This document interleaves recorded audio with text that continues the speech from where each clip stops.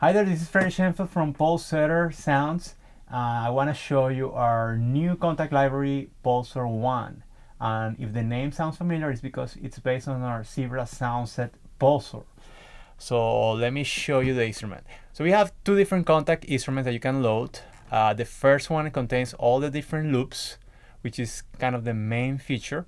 And then the second one contains everything else, which are mostly the pads and some other new stuff, bonus material that we added for this Kontakt version. So the whole idea behind Pulsor was to make a lot of different pulses that were very easy to use for film music. So we did two things for that. The main thing was that all of them are very organic. They work very, very well. They're easy to blend with orchestral music, with hybrid scores, with electronic things. And the other thing we did, which was kind of uncommon for a Zebra synth, was to have stems. What that means is just each loop is going to have all the elements that conform them, and you can access each element and just play with them. That way you can kind of mix and match and just use whatever you need, and it's going to be much easier to blend them with an actual orchestral score or a beat score. It's just easier to work that way. And of course, you have the main loops which comprise all the elements together. Sometimes you can use those, and sometimes just using one of them is gonna work by themselves. If you write in a musical cue in a scene. So they're very versatile. So let me show you how all this is laid out. We have this menu here where you can access all the different pulses. These are the main pulses. And then we have all loops folders, which contains the pulses plus all the stems. So that's going to give you all the different elements. And we also added this hats only folder, which is basically all the elements that sounded a little bit like a hi-hat. So you have that for easy access, which is super useful. So let me play a few pulses so you get an idea. Let's choose pulses 2. So you see how this is laid out. It's a pretty standard Kontakt way of showing things. You have all the different pulses. Each key is going to be a pulse. And then you have all these key switches here, which control the pitch. And these right here are all the different effects, real-time effects that you can add while playing. So I'll show you a few. So I'm playing this one here. You can see we have the names showing right here. I can change the pitch.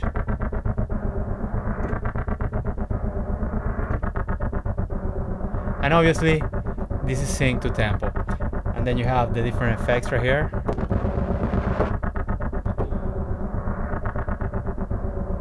So each key switch here is gonna be a different real-time effect that you can configure right here. So I have more loops.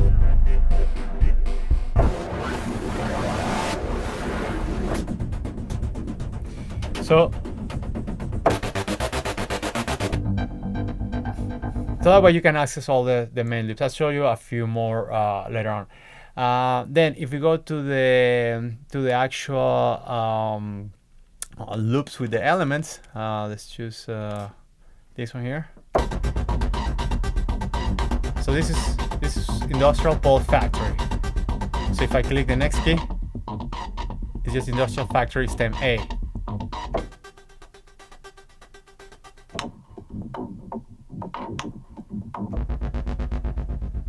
So see, you have all the different elements. If I press all those keys, I get the full pulse, which is pretty much the same one.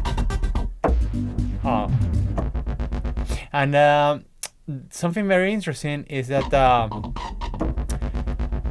in Zebra you have to load each instance to be able to play one of the elements. So most of the time people would combine elements within a loop, because sometimes you hear the loop and you only want a few elements there. But now, since everything is laid down, you can actually combine them all together and mix and match, which makes it kind of just randomly.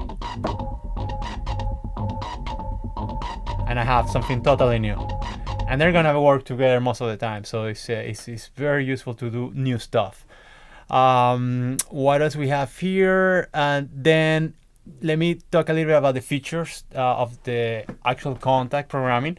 So we have, if you see the main screen, we have this thing here which lets you double time the loops if you want. Sometimes it works very well when you're in a tempo that's pretty fast. Let's say you're working on 145, even 150, but you want the loops to sound halftime. You just go here and then you get your halftime, and it's easy.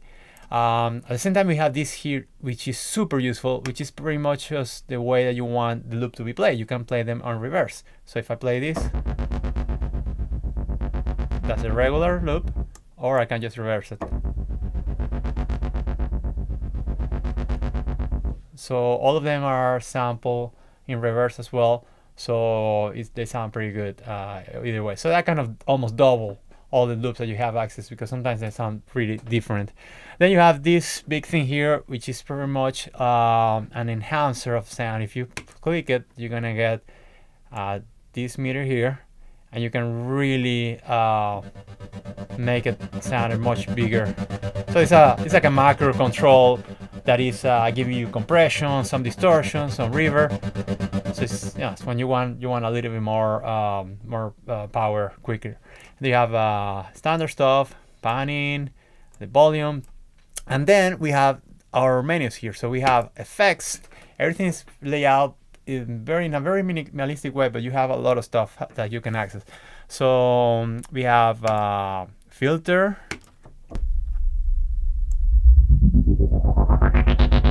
and by the way, each effect you can just right click and you can just assign it to a CC controller. So let's get rid of this. We have distortion,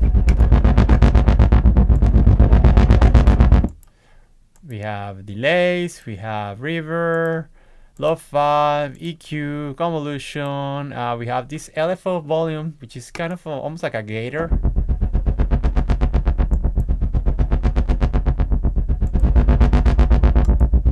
So you can assign what kind of shape you want.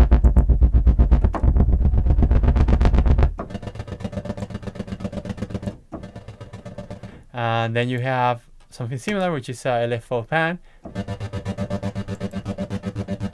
Okay, so you hear the pan and you can adjust the rate, the amount, all that.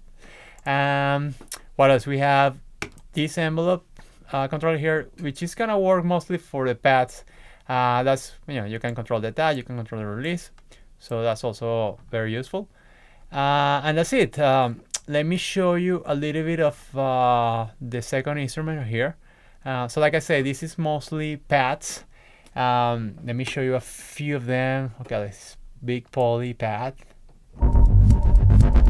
Oh, I have to actually enable them. So in Pulsor, in Zebra, we have a lot of pads that were actually pulsating. So they're very, very useful to add when you want to add a little bit of movement on a track in a subtle way.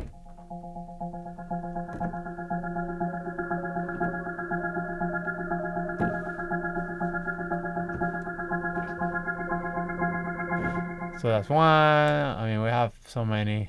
This one was very popular, distorted brass pad.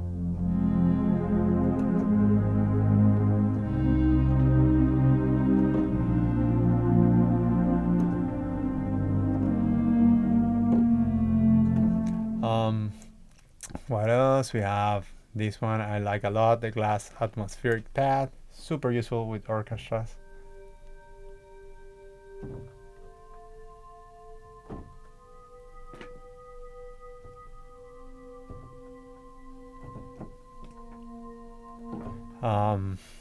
What else? We have subtle pad, one of my favorites.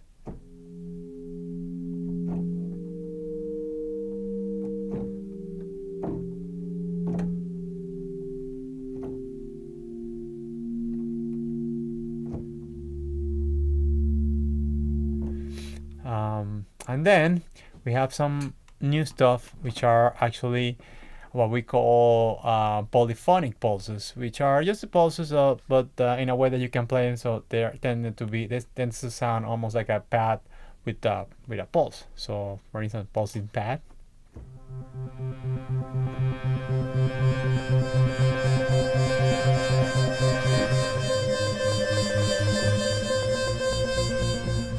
We have all these mixes, which are just mixes of different pulses.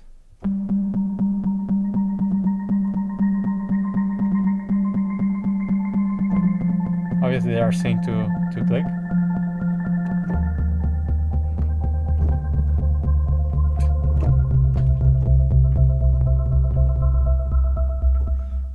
And a bunch of more stuff. So yeah, that's pretty much it. I'm gonna make another walkthrough playing most of the sounds, so you can just listen to the sounds and not having to listen to me if you just want to go ahead and jump into that. But this is more or less I think I covered most of the basics. One thing I didn't mention though is that in the main instrument on the pulses, if you choose the standard pulses, we did something that's also a little bit uncommon, I think. We actually have this option here where you can choose to control. Oh, let me enable this. You can choose to control this by. You can control the modulation by using a expression control. Let me everything's still in reverse.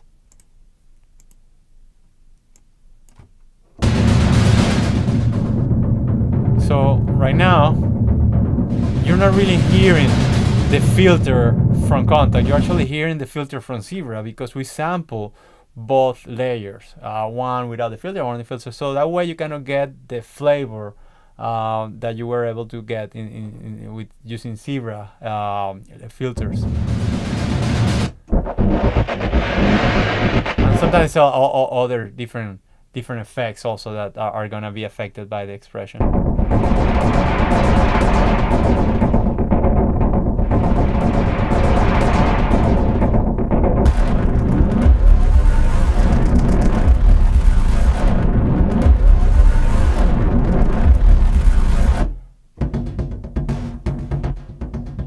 And something cool is that you can actually choose this controller here, and if you lead it on velocity control, you can control the layers just by pressing different velocities.